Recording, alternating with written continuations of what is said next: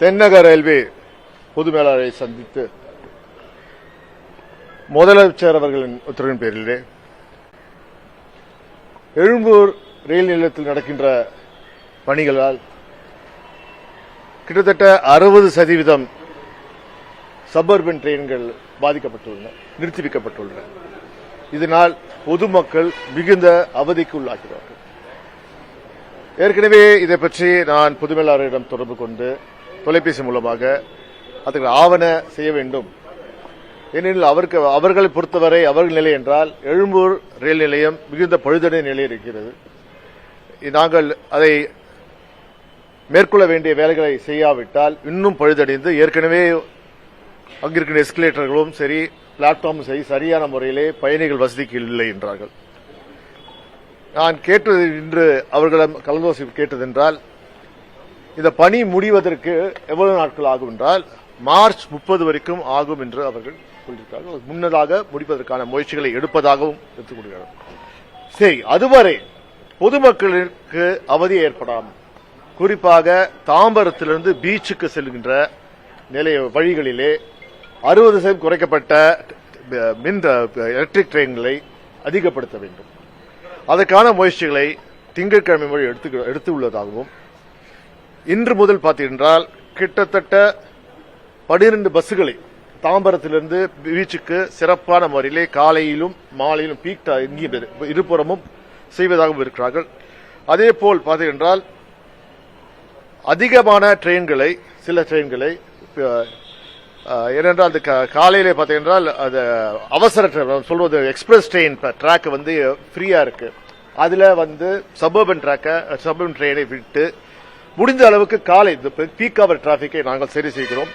வருகின்ற திங்கட்கிழமைக்குள் இந்த பிரச்சனைக்கு மக்கள் அவதி இல்லாமல் சுமூகமான நிலையை கண்டிப்பாக கொண்டு வருவோம் என்று சொல்லியிருக்கிறார்கள். மேலும் இந்த இஎம்எல் காலபேர இருக்க ட்ரெயின்ல எலக்ட்ரிக் ட்ரெயின்ல இன்னும் அடிஷனலாக 5 கோச்சுகளை இணைத்து பொதுமக்களுக்கு சிரமத்தை குறைக்கின்ற வகையிலே செயல்படுவதாக அவர்கள் உறுதியளிக்கிறார்கள். மேலும் இந்த பிரச்சனை திங்கட்கிழமைக்கு தீரும் என்று உறுதியினை கூறியிருக்கிறார்கள். அதற்காக இந்த அவசர காலத்தில் அவர்கள் ஈடுபட்டுள்ளார்கள்.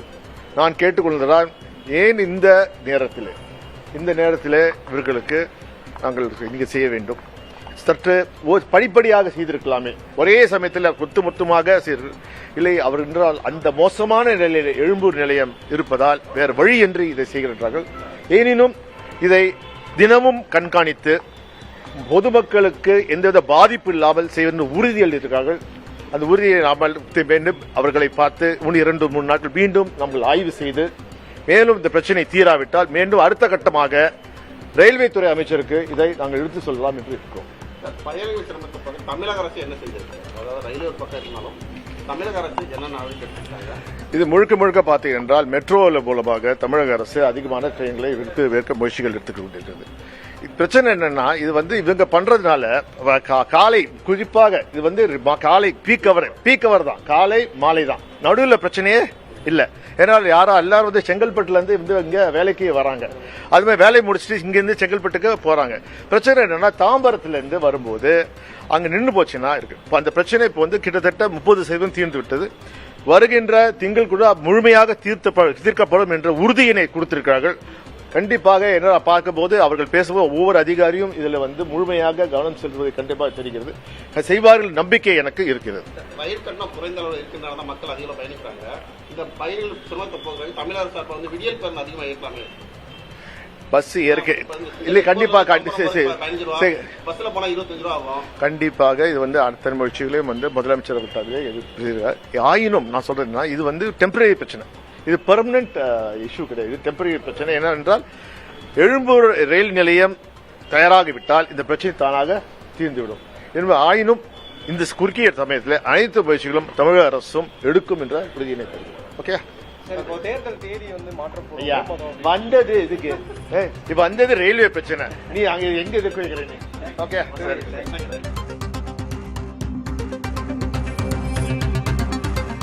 புறநகர் ரயில்கள் ரத்து தொடர்பாக ஏற்பட்டிருக்கும் பாதிப்புகள் தொடர்பாக தெற்கு ரயில்வே பொது மேலாளருக்கு மனு அளித்திருக்கிறார் தயாநிதி மாறன் எம்பி.